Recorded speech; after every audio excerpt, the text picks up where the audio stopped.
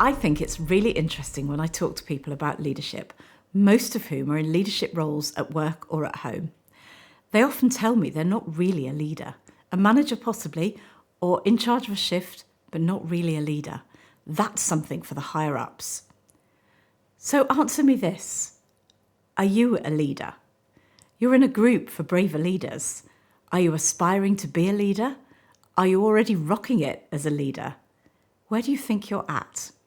I believe we're all leaders in some aspects of our lives and followers or collaborators in other parts of our lives. And this is exactly how it should be. Every leader worth their salt has wise counsel, people they trust and learn from and share with. They have role models, things they aspire to, and hopefully formal coaches and mentors as well. This is how we grow.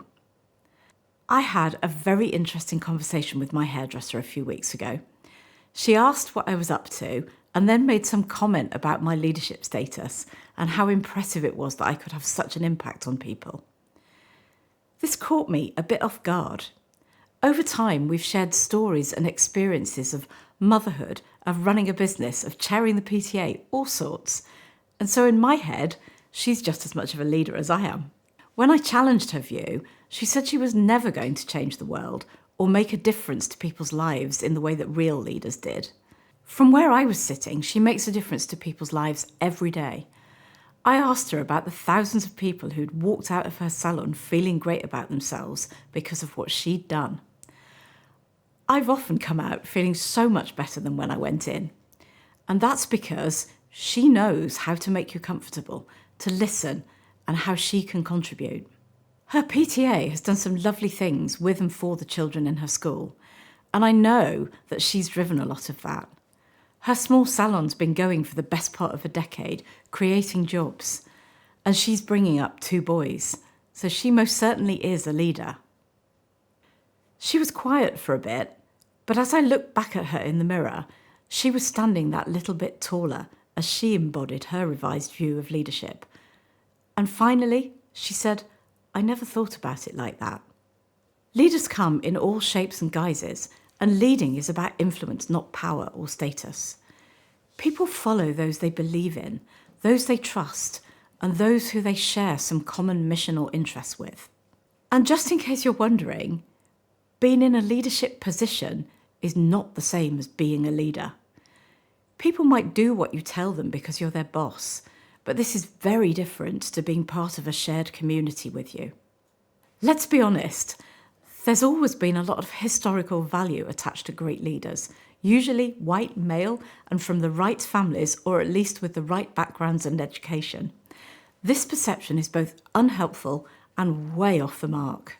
History is populated by leaders of all sorts, making their own difference in their own way, quiet or loud, traditional or rebellious, some with global impact and some with very local impact, and all remembered by those that they have impacted.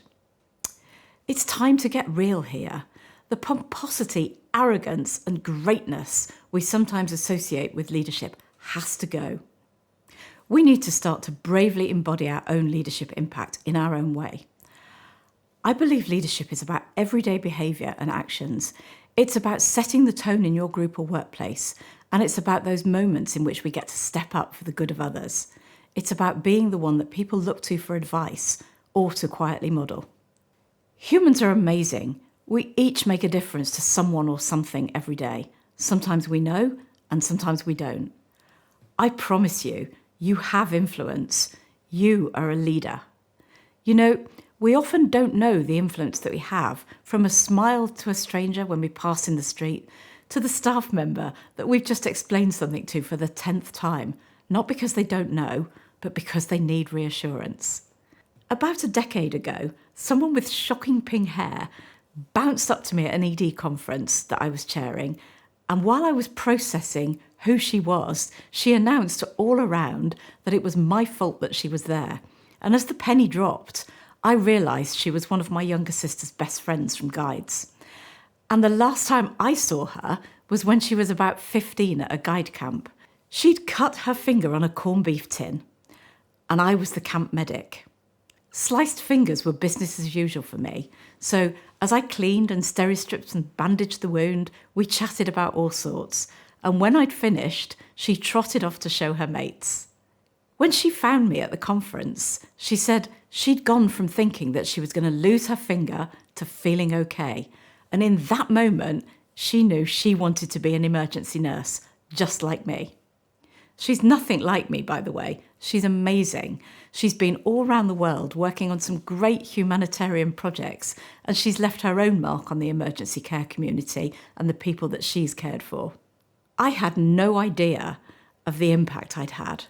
Actually, it's a bit scary to think of ourselves as that powerful. It's frightening to think that we make that much difference or have that much influence on other people without even knowing it. In my book, that's leadership. But as long as we put leaders or leadership up on a pedestal, as long as we make it something bigger than us, something beyond our grasp, only valid if it's about changing the world, then it's out of our reach. It's not our responsibility.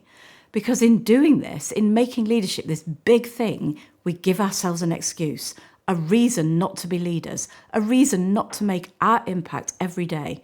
We deprive ourselves and each other not just of influence, but quite possibly of the things that matter to us the most.